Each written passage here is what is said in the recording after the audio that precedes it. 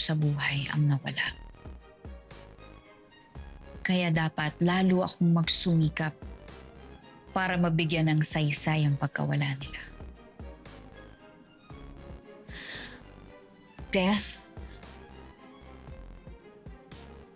may be the end for some, but it is our beginning. Hindi ako basta-basta pwedeng itapon sa putikan ng mga gustong magpabagsak sa akin. Today, we mourn the death of Velma. Beauty. Dahil wala na siya. Patay na siya. And on that note, I am ushering you towards a new era. I will be launching my own beauty line soon. Velma. Pero hindi ito ang katapusan ko.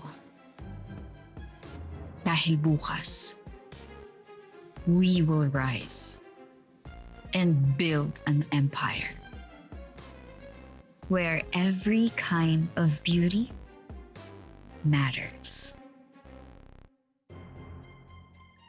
Soon, you are going to be receiving invitations to the Velma Ball. At kasama na dyan ang dalawang malalapit sa puso ko, my former proteges, Shari De Jesus and Noreen Alfonso. I'm inviting them as a sign that we can still coexist in the beauty world. In the universe, rather. I am beauty. You are beauty. We are beauty. And this is Beauty Empire.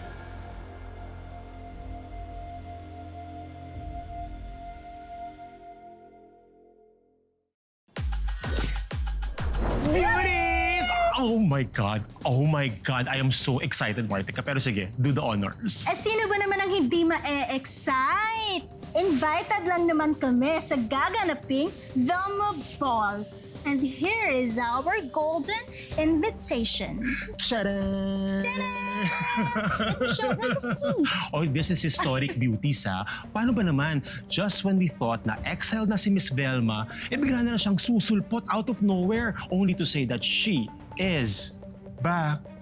And hindi lang back. She's also claiming her throne sa pag-launch niya ng sarili niyang beauty brand. Knowing Miss Velma, hindi siya basta-basta bibitaw sa kapit niya sa corona. Alam mo, Martika, feeling ko talagang magiging sobrang tapatan to ng ganda in the next few days. Kasi, remember ha, Noreen and Shari are still in Velma Beauty. So, ibig sabihin, isa itong malalang salpukan, talbugan ng ganda, at kinang. Aha! So to everyone watching this, if you want beauty gossip, served fresh, tutukan na magiging vlog namin ni Jessie sa Velma Ball. Yay! Uy, question. Who are you wearing? Secret! Yan ang dapat niyong abangan. Secret po tayo.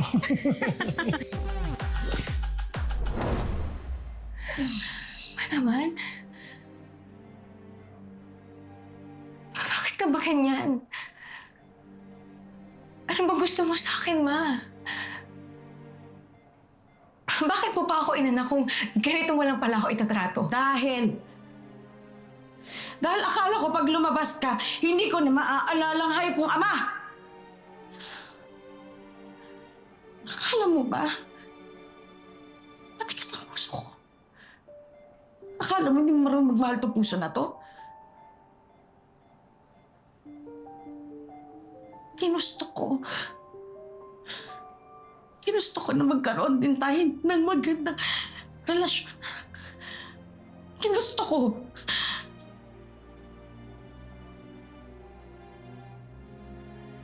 Pero sa tuwing nakikita kita, bumabalik lahat sa akin. Ma, hindi ko naman kasalanan yun. Alam ko. Pero ano gusto mong gawin ko? Ang sakit-sakit na nangyari sa akin. Sinira niya yung buhay ko.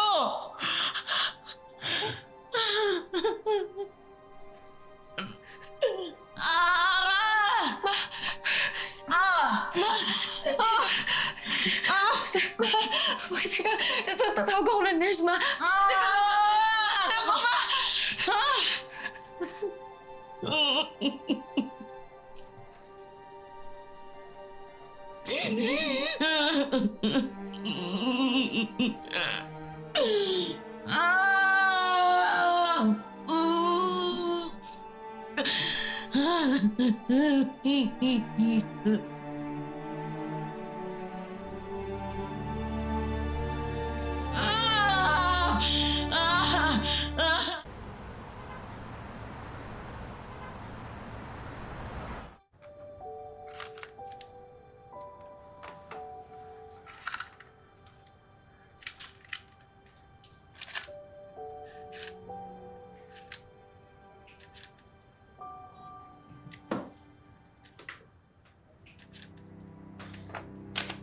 Napapagod ka na, Helena?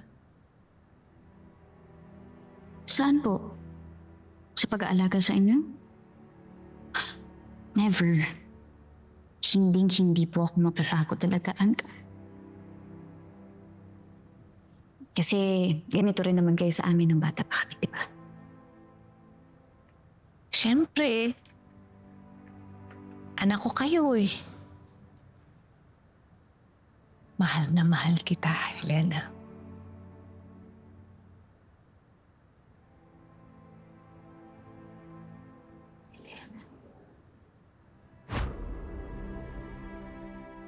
Sino ka? Huwag mo ko hahawakan. Kailangan mong kumain kundi manghihina ka. Nay! Kamukha mo si Noreen? Kamukha mo yung anak ko. Nakita mo ba siya, si Noreen? Nakita niyo ba? Tulungan mo siya! Tulungan mo siya, papatay siya eh! Walang mananakit sa kanila. Sinisiguro ko sa inyo. Nakita niyo po ba tong babaeng to? Hindi po eh. Sigurado po kayo, tignan niyo pong mabuti oh. Baka nakasalubong niyo eh. Umuwi na tayo. Galing ka pa ng biyahe. Mamaya ikaw pa yung mapaano eh. Ako na bahala. Sige na, Noreen. Noreen! Sorry.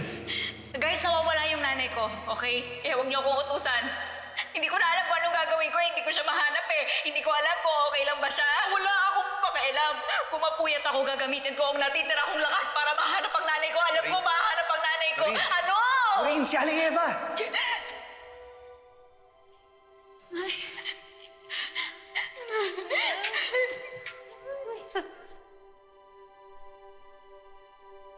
Hindi kayo pwedeng lumabas dito.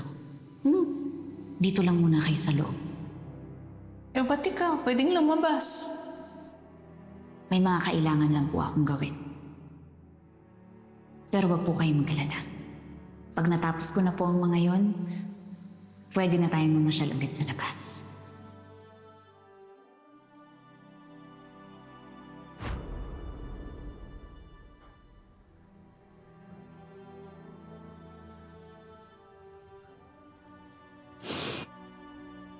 Ayoko man pong aminin.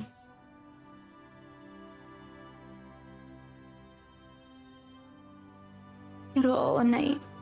Pagod na ako.